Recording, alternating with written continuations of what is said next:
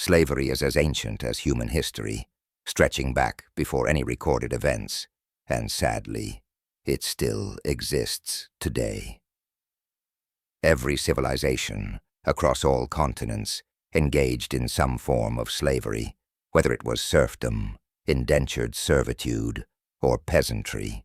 Yet, when most people think of slavery, they recall the transatlantic slave trade, the mass enslavement of African people brought to the Americas by European colonial powers between 1500 and the mid-1800s. Estimates suggest that between 10 to 13 million Africans were transported to the New World, with approximately 10 million surviving the brutal journey.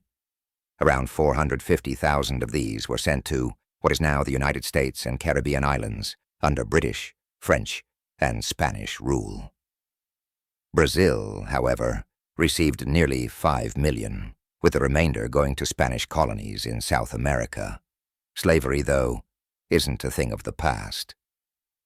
Despite its modern existence, many of today's powerful nations turn a blind eye, refusing to acknowledge its persistence.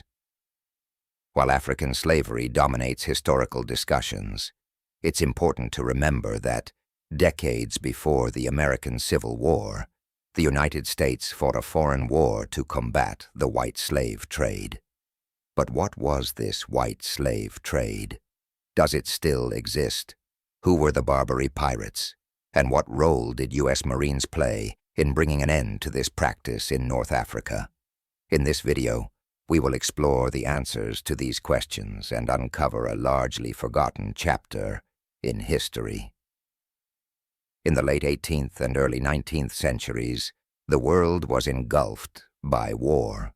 France and Britain were locked in the Napoleonic Wars, a conflict similar to the earlier 7 Years' War, which was known as the French and Indian War in the United States. These wars were fought on multiple continents and oceans, and throughout the conflict, the transatlantic slave trade continued, remaining a highly profitable enterprise.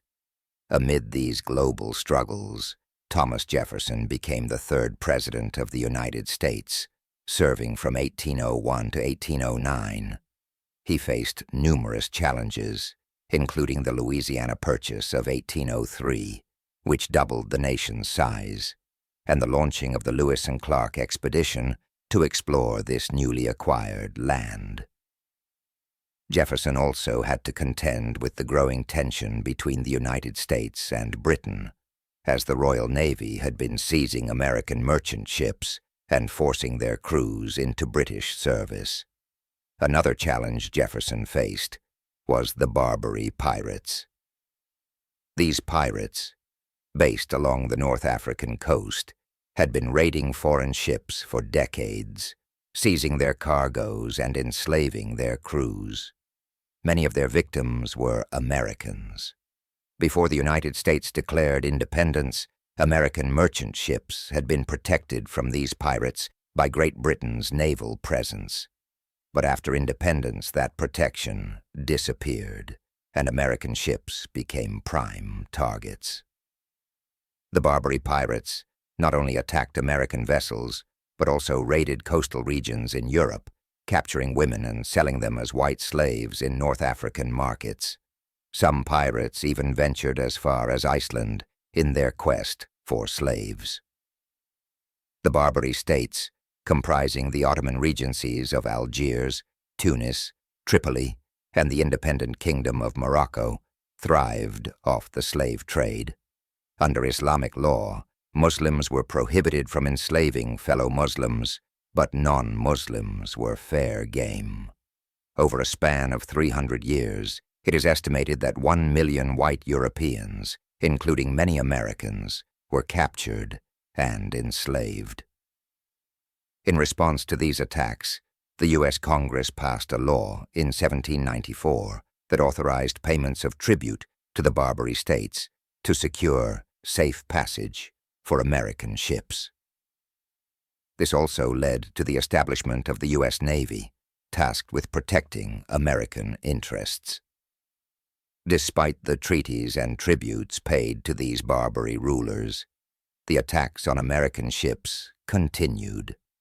Jefferson, who was firmly opposed to paying tribute, believed it was akin to the Saxon practice of paying the Danish Vikings for peace, a strategy that never worked in the long run. Shortly after Jefferson assumed office, the Pasha of Tripoli, Yusuf Karamanli, demanded more tribute. When the U.S. refused, the Pasha declared war on May 14, 1801, by cutting down the flagpole at the American consulate in Tripoli, a symbolic act of defiance. Jefferson responded by sending a naval force to the Mediterranean. Commodore Richard Dale led a fleet of frigates to the region, arriving in Gibraltar in July 1801, where he quickly learned of the declaration of war. Dale's ships blockaded the Tripolitan corsairs, which took the Pasha by surprise. Though this show of force rattled Karamanli, it didn't end the conflict.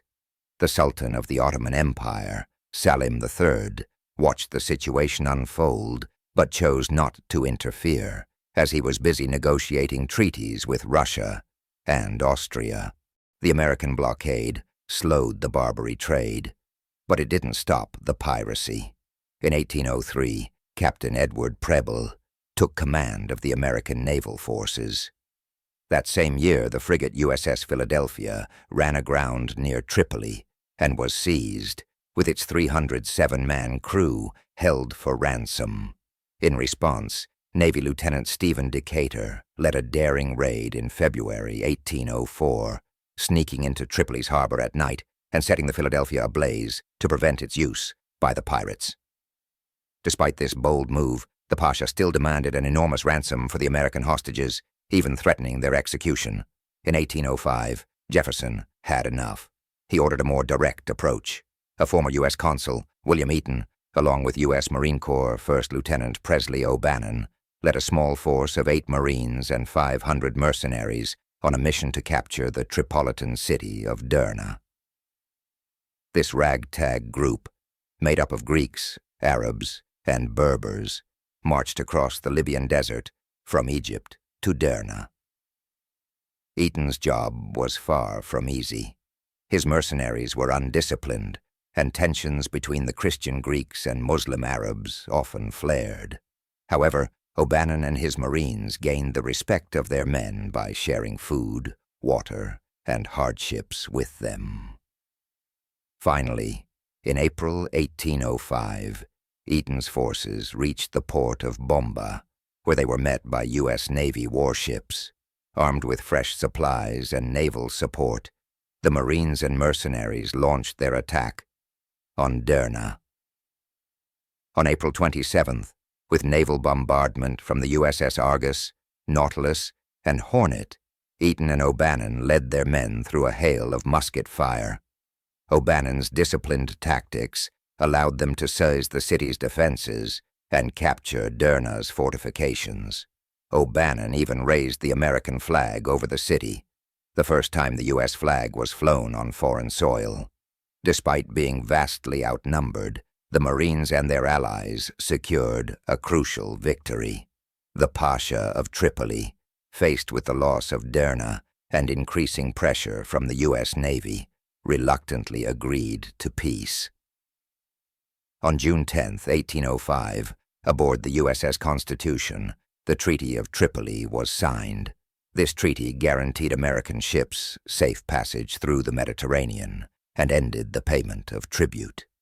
Moreover, the treaty helped bring an end to the Barbary pirates' white slave trade, marking the beginning of the decline of North African piracy. Legend has it that in gratitude for O'Bannon's bravery, Hamet, the Pasha's brother, gifted him a Mameluke sword, a symbol of prestige and power. This sword would later become a significant part of Marine Corps tradition. Inspired by America's success, other European nations also increased their naval presence in the Mediterranean, further crippling the Barbary pirates' extortion racket. Thus, the First Barbary War not only ended a notorious chapter of white slavery, but also established the U.S. Marines as a formidable force. Their legendary actions during the conflict cemented the Marine Corps' reputation for accomplishing the impossible, a legacy that continues to this day. We hope you enjoyed this episode of Nostalgic Narratives. Don't forget to like and subscribe for free.